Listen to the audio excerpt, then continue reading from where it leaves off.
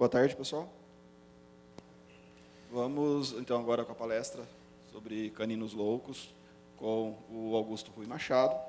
Só avisando que, por favor, no momento que for ser feitas as perguntas, direcione-se ao microfone ali, para que saia nas gravações, tá? Obrigado, Augusto. Muito obrigado. Bom, eu vou vir mais para cá. Bom, eu sou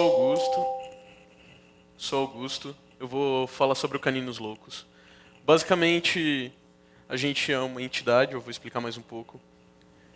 A gente fica lá no CIT. O CIT é um centro de tecnologia interativa que fica dentro da USP. É o Centro Interdisciplinar de Tecnologia Interativa. A gente faz pesquisa na área de hardware e software, na área de tecnologias.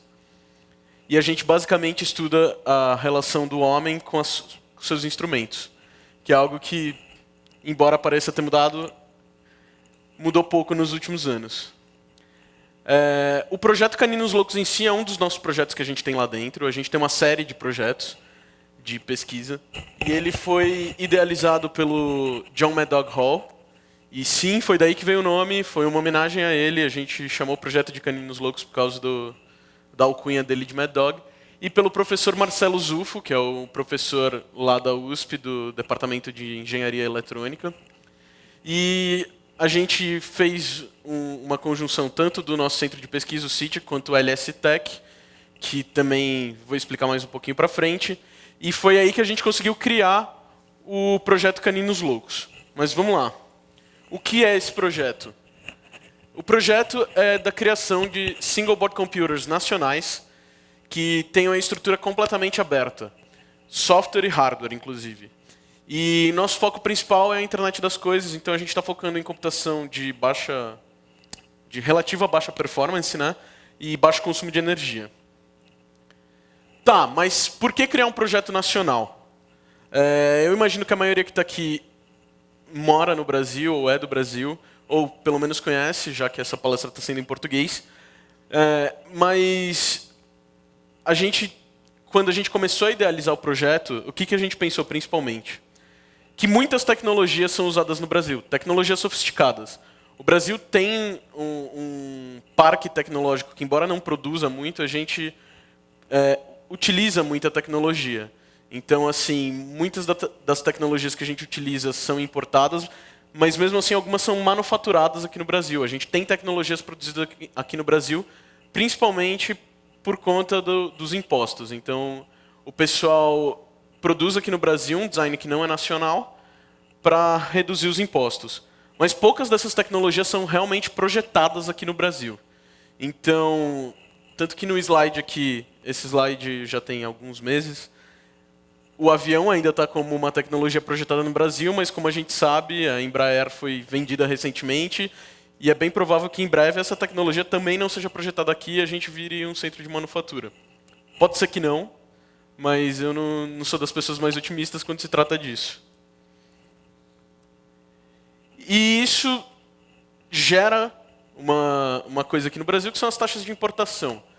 Quem vive no Brasil sabe que trazer tecnologia é algo que é muito caro. Então, assim, as taxas de importação são bastante altas para a tecnologia no Brasil. Elas podem chegar, inclusive, a 100%. E uma coisa que é ainda mais absurdo é que as taxas de importação elas são sobre o custo total do produto no Brasil. Ou seja, ele inclui frete e seguro como parte do custo do produto e você paga imposto, inclusive, em cima de frete e seguro. Isso faz com que a tecnologia chegue no Brasil muito cara.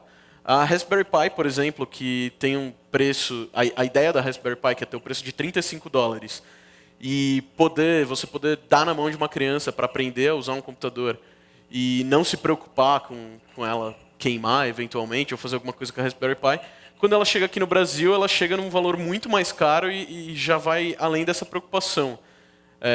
Normalmente a gente acha Raspberry Pis aqui por $250, $300, e muitas dessas ainda nem passam por todo o processo legal. Você vai tentar comprar uma quantidade grande, trazer num container, você começa a ter ainda mais valor em cima. Então aí a gente enxergou essa oportunidade, que seria a oportunidade de criar essa tecnologia aqui no Brasil. O Brasil tem 150 produtoras de de tecnologia SMT no Brasil, espalhadas por todos os estados. E essas produtoras atualmente elas não produzem single board computers. E eu vou falar um pouquinho mais o porquê. A gente acha que, assim, quando a gente está falando de SBC, são computadores que eles funcionam como um dispositivo independente, então que você não depende de outra tecnologia para ela funcionar, ela consegue funcionar sozinha, e que chega a potências que não são a de um computador que hoje em dia é a média do mercado, mas elas têm uma potência relativamente boa que pode ser usada como um computador, principalmente como um primeiro computador, como um nível de entrada. No nosso caso, elas ficaram menores do que um cartão de crédito, elas têm o preço também inferior a um computador, e a possibilidade de interconexão entre elas. Então, uma coisa que a gente estuda muito é utilizar várias single board computers em conjunto para você tendo um processamento paralelo e conseguir trabalhar com cada vez mais processamento. E a gente acredita que elas são a próxima onda da computação. A próxima onda já se iniciou, é o que antigamente, nos anos 90, o pessoal chamava de RSSF, que são as redes de sensores sem fio, que virou o IoT, que virou uma palavra da moda nesses últimos dias, mas que ele vem vindo com bastante força para se tornar a próxima onda da computação. Então a gente enxergou nisso uma oportunidade de criar um design nacional, que é o que a gente faz lá, para a manufatura de single board computers sofisticadas aqui no Brasil. Então, a nossa ideia é que assim, essas linhas que estão por todo o Brasil, elas tenham um design validado, que possam ser produzidas e produzidas sem imposto, sem taxa extra, e também fortalecendo a engenharia nacional. Como que a gente fez isso? A gente tem lá no CIT uma linha de manufatura SMD completa. Essa é uma linha de manufatura que é similar à que é produzida celulares. Então, assim, inclusive são as mesmas máquinas, a gente já visitou o pessoal lá, são as mesmas máquinas que são usadas na Foxconn, por exemplo.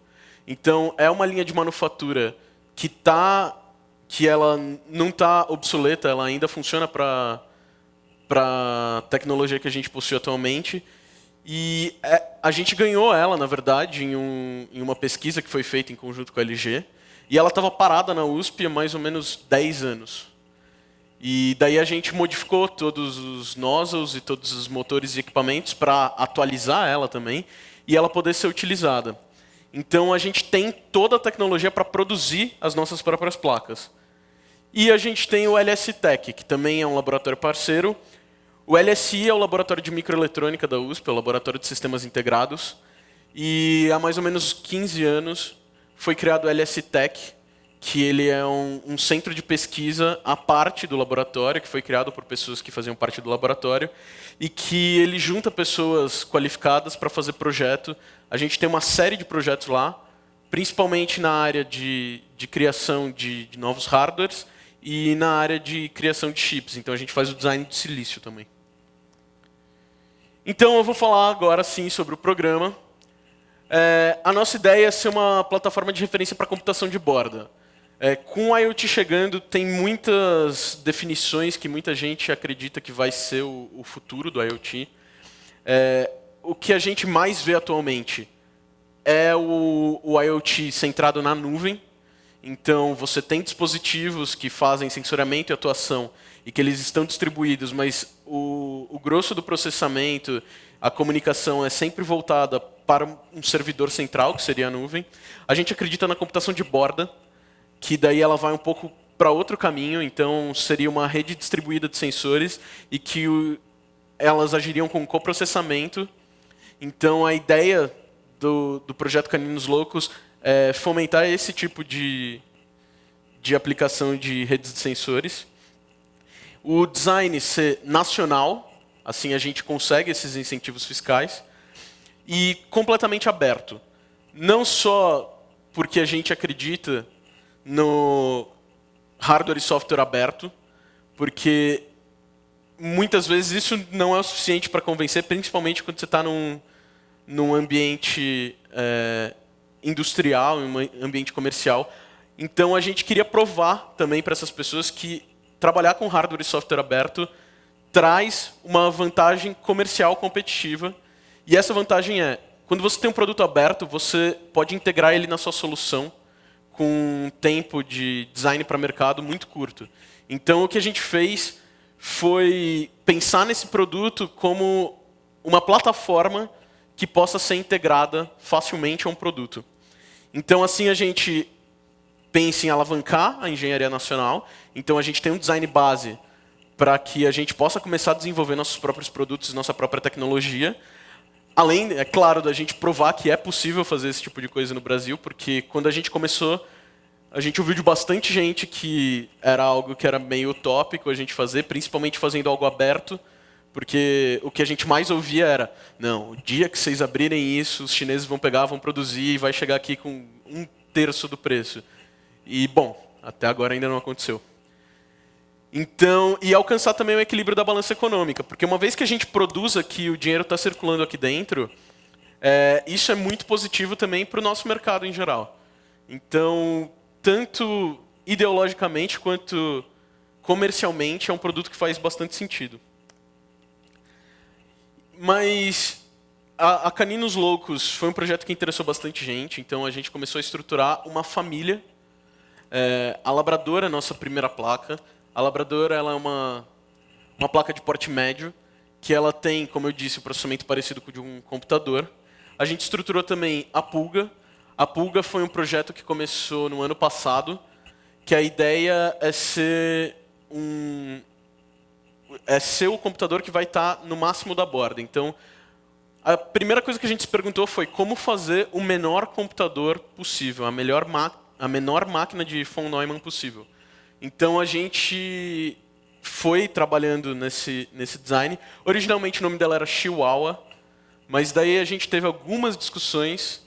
A primeira é que ninguém gosta de Chihuahua.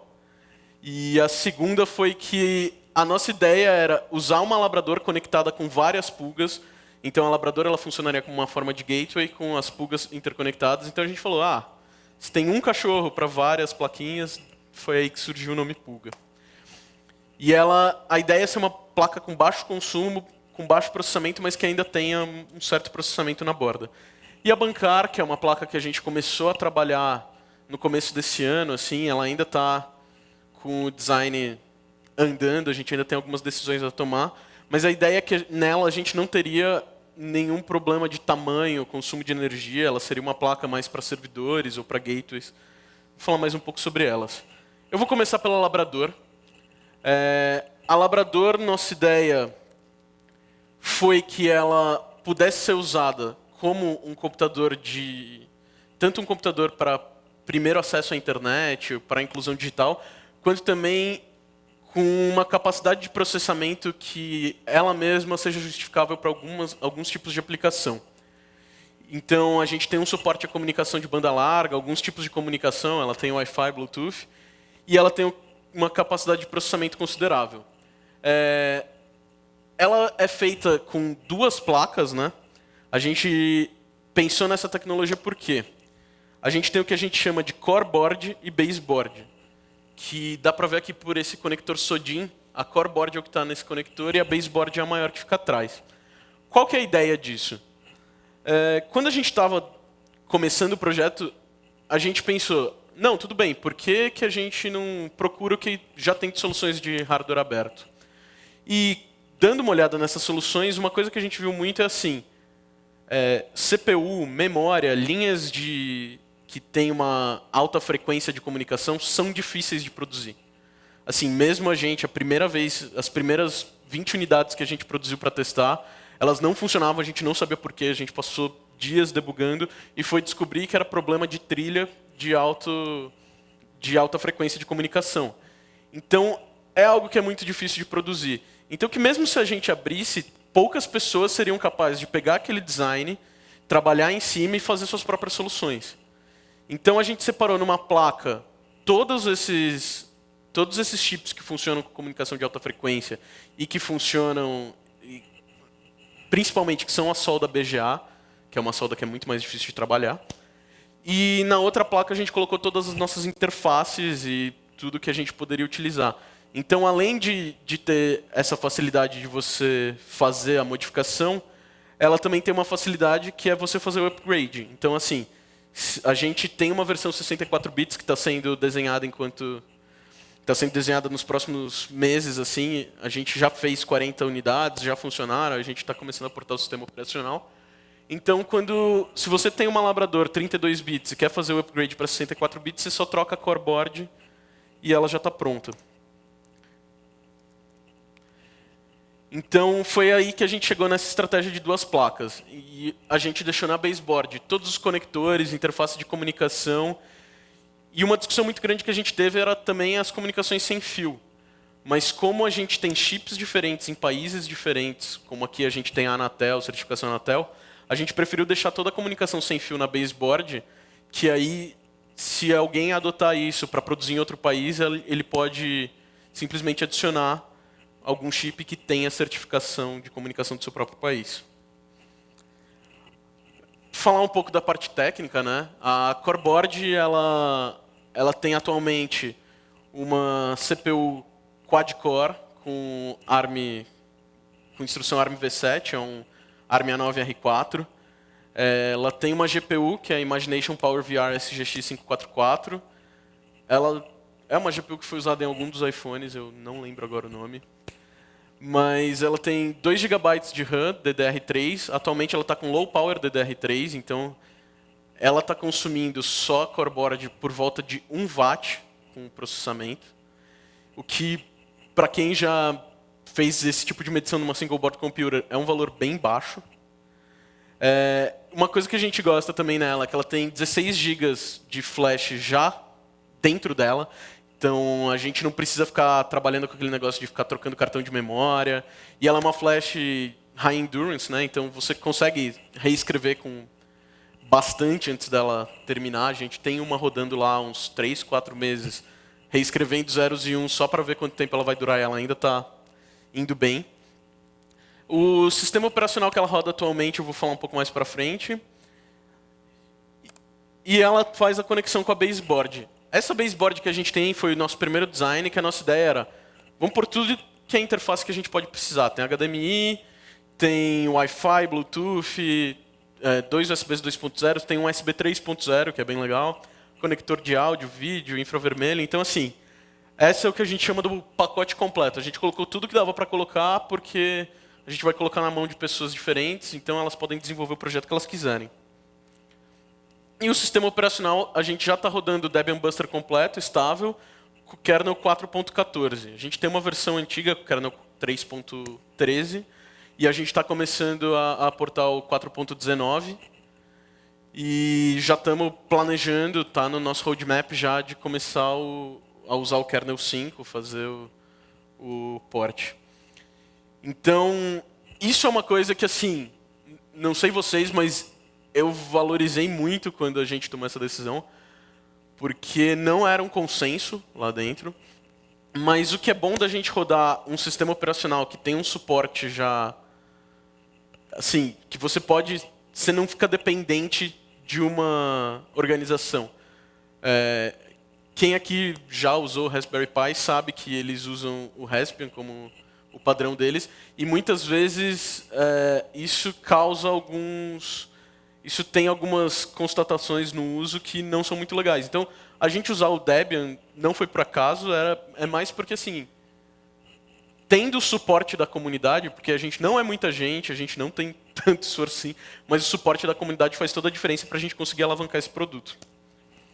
A gente também começou a trabalhar com porte de alguns softwares, porque a gente tem um time de software grande lá, então a gente tem todos esses softwares aí já portados na Labrador, e a gente está trabalhando na generalização deles para a arquitetura ARM Hard Float, para poder fazer o upstream na árvore do Debian. Então a gente conseguiu portar o Theano e o Keras para Machine Learning, OpenCV, e o FreeCAD, e algo que eu não coloquei aqui porque ficou pronto ontem. E a gente também já está com as novas versões do Scratch e do Alice, então, porque a gente tem um foco muito grande também a gente tem uma linha de pesquisa só na educação da tecnologia, então por isso o FreeCAD e o Scratch estão bem no nosso roadmap. Assim. Vou falar um pouco da Pulga, que, para ser bem sincero, ela é a minha favorita. E não é só porque ela foi meu TCC e porque eu fiquei alguns anos no design dela. Mas a Pulga, a ideia dela é que ela seja, como eu disse, o menor computador possível. Então, que ela tenha um certo processamento, que ela tenha comunicação, que ela tenha um consumo baixo, mas principalmente que ela seja segura. Porque, assim, eu não sei se vocês já ouviram isso, mas é uma piadinha meio infame que o pessoal faz no meio, que o S de IoT é de segurança. Então, assim, muitas das coisas que a gente usa para IoT atualmente não são seguras. A gente tem muitas soluções que são suscetíveis a ataques não tão complexos, a ataques simples, principalmente na rede de comunicação que não está bem estabelecida.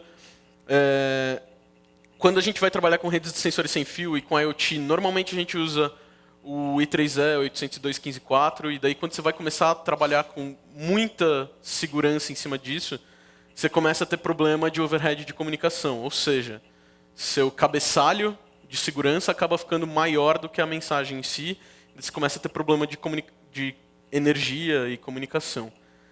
Então, o que a gente fez aqui na Pulga como uma solução segura, a gente tem um hardware específico para encriptação, que faz encriptação com ECC, que tem um overhead menor. Então, a gente tem um processador que é um ARM M4F de 32 bits. Atualmente, essa versão aí tem 512K de flash e 128 de RAM, mas num chip pino compatível a gente já achou com 1 MB de flash e 256 de RAM. Provavelmente é o que a gente vai chegar na versão final do mercado, a gente só está negociando o preço.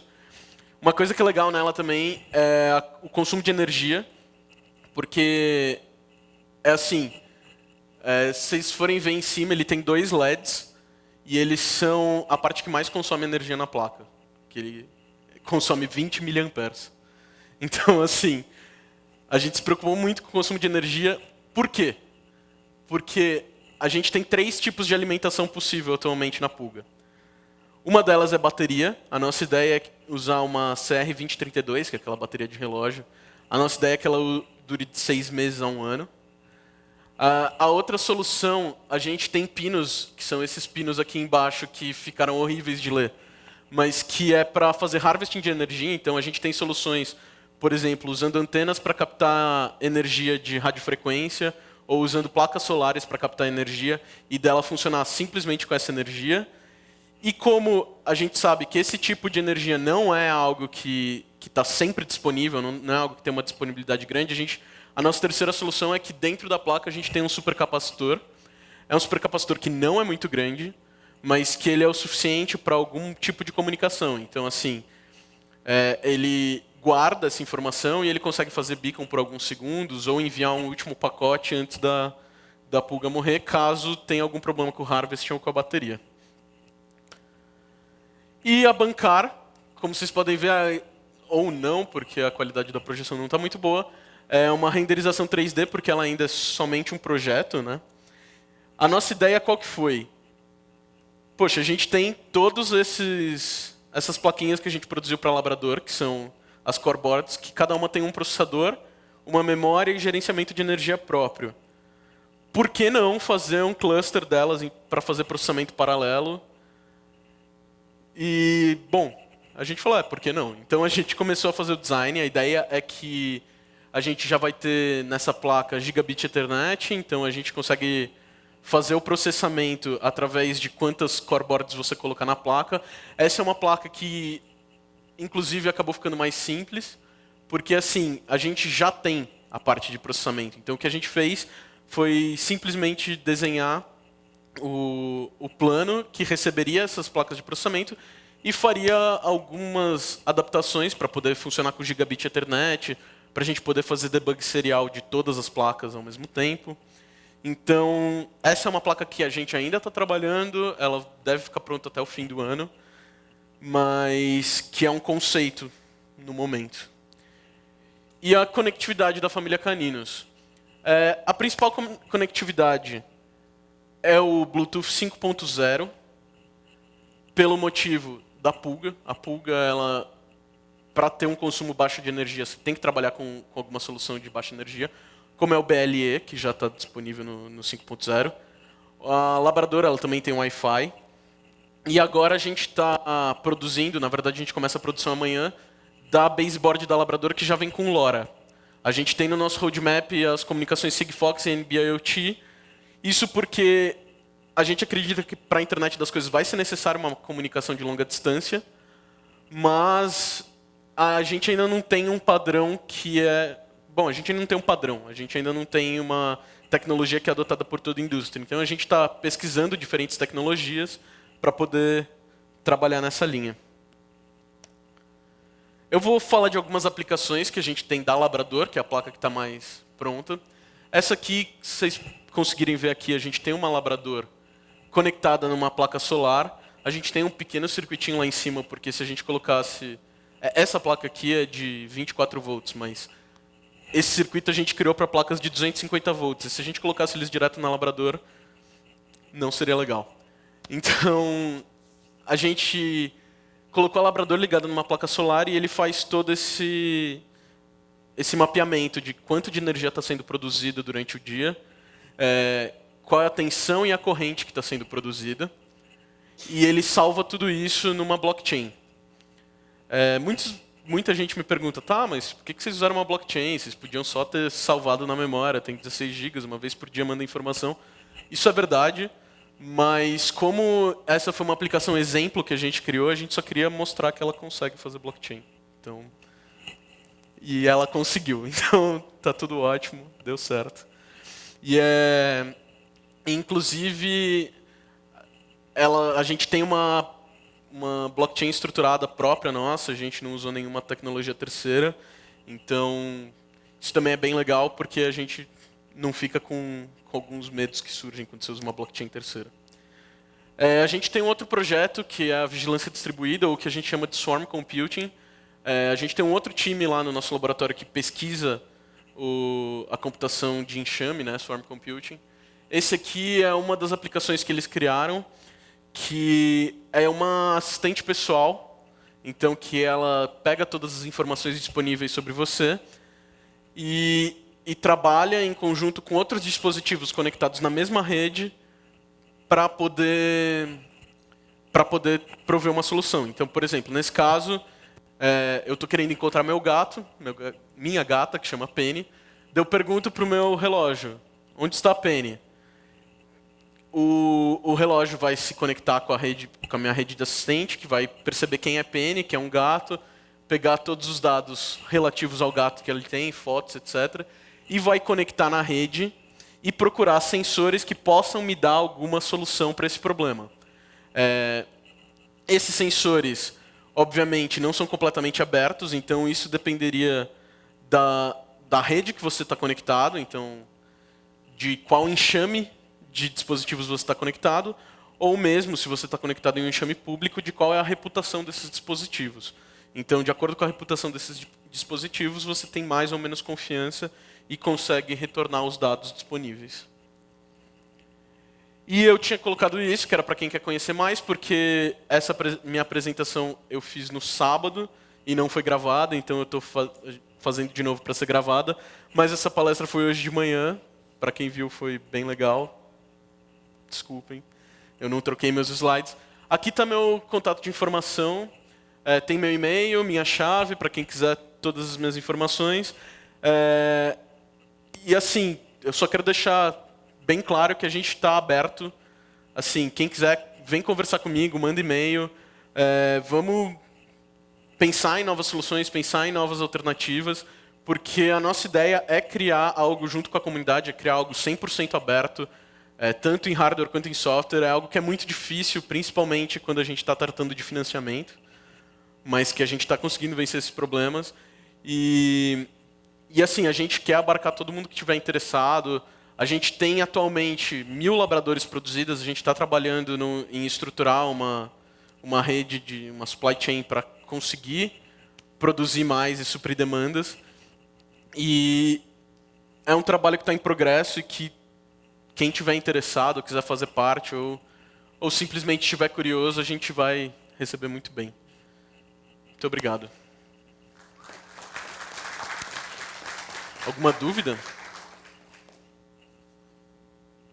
Alguma aflição?